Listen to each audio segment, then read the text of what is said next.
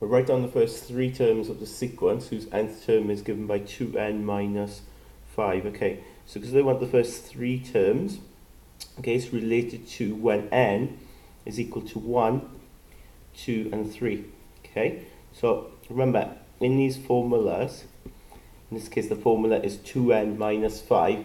N just represents the counting numbers, okay, starting from 1, so 1, 2, 3. So when they want the first three terms, we look at when n is 1 and substitute it in here, okay?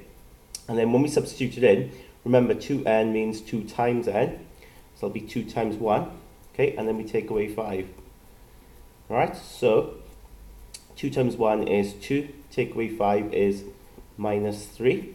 Alright, we'll then put n is 2 in to the formula, right?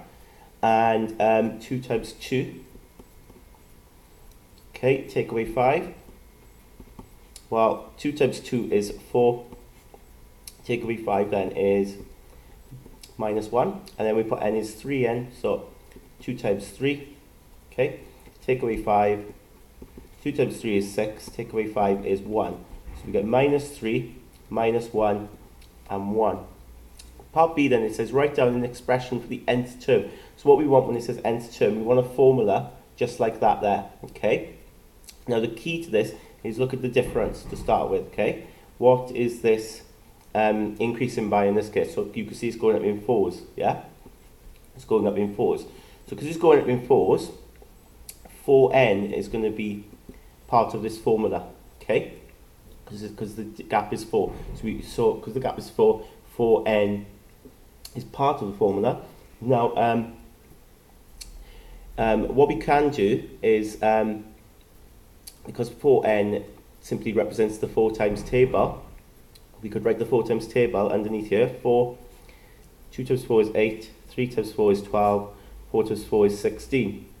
Now, if we compare this to the sequence here, it's very similar in that you've got the gap being 4, of course, because it's the 4 times table. But notice, if I just add 3 to the value here, you get to 7, and it's the same here. If I add 3 to 8, you get 11. If I add 3 here, you get 15.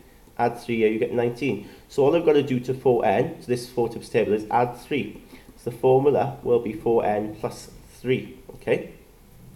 So that's how you get the nth term. Now, a quick way of doing this, okay, rather than writing all this out, you could just put the answer straight away, okay? First of all, you look at the gap as I did, and because the difference is 4, you write down 4n, and then imagine there was a term before here, okay? If there was a term before here, what would it be? Well, because it's going up in 4s, the number before it here would be 3, wouldn't it? If it's going up in 4s, because you add 4 and then you get 7. So then that's the number then that you put here. Because it's 3, we put plus 3.